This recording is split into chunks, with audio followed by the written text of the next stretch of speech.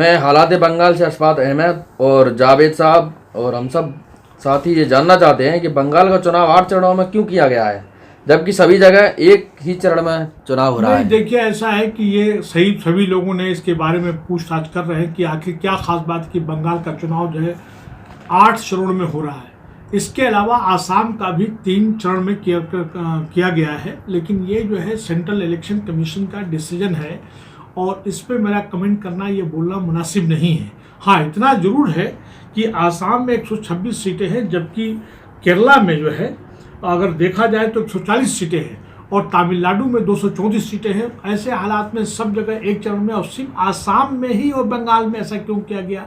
कहीं न कहीं सस्पेशन का जो है शक की गुंजाइश वहाँ पे रहती है और लोग ये सवाल जो कर रहे हैं एक तरह से ठीक ही कर रहे हैं। यही नहीं, एक तरह से तो देखा जाए बंगाल को ये 8 चरणों के चुनाव को लेकर तो बाकायदा सुप्रीम कोर्ट में रिट पिटीशन भी लगाया गया है।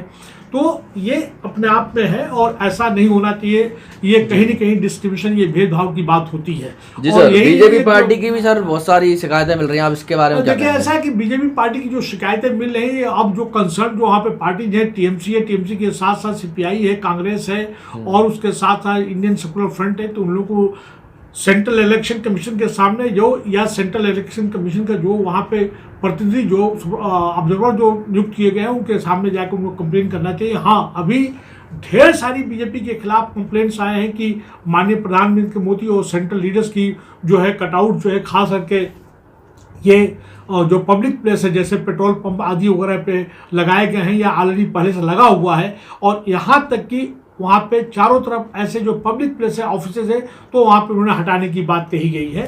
तो ये इस तरह की शिकायत और भी शिकायतें। केरला में ई श्रीधरन बीजेपी के मुख्यमंत्री के उम्मीदवार हैं। ई श्रीधरन साहब तो बंगाल में कौन हो सकता है? बंगाल में देखिए, जिस तरह से बिल्कुल बात सही कह रहे हैं कि टीएमसी के कैंडिडेट तो ममता जी हैं और केरला में ई श्रीधरन साहब, जिनको मेट्रो मैन के नाम से जाना जाता है, जिनकी उम्र जो है 87-88 है और किस तरह से क्यों किया गया ये समझ से परे। जबकि बीजेपी का तो ये नियम है कि 75 प्लस, जिसमें कि यशवंत सिन्हा साहब का और लाल प्रसाद वानी के मुरली मनोहर जोशी का, इसके अलावा ढेर सारे नेताओं को टिकट काट दिया गया। तो इस श्रीधरन का वहाँ पे क्यों एज सीएम कैंडिडेट? वहाँ पे तो तमाम जो ओपिनियन पोल है उनका कहना था कि गलती से पिछले बार जो चुनाव हुए थे एक शायद बीजेपी के कैंडिडेट जीत गया था, इस बार तो वो भी नहीं होने वाला है।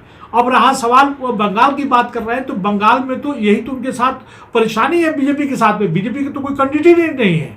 हालांकि कांग्रेस में तो भाई चलो अधीर रंजन साहब है, वहाँ पर उनके बीजेपी प्रेसिडेंट है और पार्लियामेंट में वो अपोजिशन लीडर हैं, तो वो हो सकते हैं। लेकिन बीजेपी के पास तो ऐसा कोई कैंडिडेट नहीं है। अगर देखा जाए तो कांग्रेस के पास कैंडिडेट है और उसके पास में सीपीएम सीपीआई के पास कैंडिडेट है, लेकिन उनके पास तो है ही नहीं। और इसीलिए सब इतर व्यवधान की बात उत्पन्न किया जा रहा है। तमाम तरह की शिकायतें ये वजह है, टीएमसी यहाँ पे जो है बहुत ही पावरफुल है और इसीलिए उसके फेवर में एक तरह का हवा माहौल है। दूसरा जो कि मैं बहुत इंपॉर्टेंट बात यहाँ बता दूं मैं कि वहाँ पे जितने भी नेता गए हैं, बीजेपी ने तमाम अपने सेंट्रल लीडर्स, ढेर सारे मंत्री, ढेर सारे चीफ मिनिस्टर, खास करके जो मध्य प्रदेश के हैं या यूपी के हैं या वहाँ के गए, उन्हें तमाम भावनात्मक बातें कही गई, लब जिहाद की बात कही, फिर उसके बाद कहा कि फलां समाज के लोग खतरे में हैं। अरे भाई, आप जीएसटी की क्यों नहीं बात करते हो, डिमोनेटाइजेशन की क्यों नहीं बात करते हो, पेट्रोल के प्राइसेस के बारे में क्यों नहीं बात करते हो, इन्फ्लेशन क्यों नहीं बात करते हो, 15 लाख जो गया वो कहाँ गया, हमारी इकोनॉमी की क्या पोजीशन हो गई, जीडीपी कहाँ चला गया, उस पर कोई नहीं बात करता। हमारा फॉरेन रिलेशन और चाइना ने हमारा हालत क्या बना, उसकी कोई बात नहीं कर रहा। तमाम भावनात्मक मुद्दे। और वहाँ पे बंगाल में देखिए, ऐसा जो बंगाल है वो केरला की तरह से वहाँ की जनता बहुत जागरूक है। जी सर, ये सब बंगाल का चुनाव त्रिकोणीय होने जा रहा है, इससे टीएमसी को फायदा मिलेगा? बिल्कुल मिलेगा। त्रिकोणीय देखिए, ऐसा था पहले ये था कि कांग्रेस और कम्युनिस्ट वहां पे नहीं थे, लेकिन आज के डेट में तो कांग्रेस कम्युनिस्ट के साथ साथ में इंडियन सेकुलर फोरम साथ में आ गया है। तो ये त्रिकोणीय होने की वजह से तो इसका 100% लाभ जो है ममता जी को, टीएमसी को मिलेगा। और जो बहुत इंपॉर्टेंट बात है कि ये बता दूं कि भावनात्मक ये जो गेम खेला जा रहा है, नारे दिए जा रहे हैं और ये तमाम देशभक्ति के तौर पर ये व्यापार किया जा रहा है, इससे कोई फायदा नहीं हो रहा। इसका पूरा फायदा टीएमसी को मिलने वाला है, क्योंकि वहाँ की जनता जागरूक है और वोट डिवाइड नहीं होने वाला, पोलराइजेशन नहीं हो सकता है। हाँ, इतना जरूर है कि तमाम तरह खुराफात किया जा सकता है। हो सकता है कि ये कई चरणों में क्या कराया गया है, तो लॉ एंड ऑर्डर प्रॉब्लम जो है इसलिए की जाएगी। आम जनता में जो कॉमन जनता जो है जिनमें डर भय किया जा सकता है, यहाँ पे जो फायदा जो है देखा जाए तो टीएमसी को हर तरह से उनका कैंडिडेट ओपन है, उसके साथ किरकुरियो हो रहा है, उसको उसका फायदा मिलेगा। जनता जागरूक, उसको फायदा मिलेगा। तमाम भावनात्मक जो इशू ला रहे हैं उससे उनको कोई फायदा नहीं मिलने वाला है। आप तमाम मीडिया मिलकर खासकर हालात बंगाल का और कशिश मीडिया और उसके साथ साथ में खबरें आज भी और उनके गर्जा छत्तीसगढ़ और खुलासा छत्तीसगढ़ पोस्ट का बहुत बहुत धन्यवाद। Thank you very much. Thank you sir.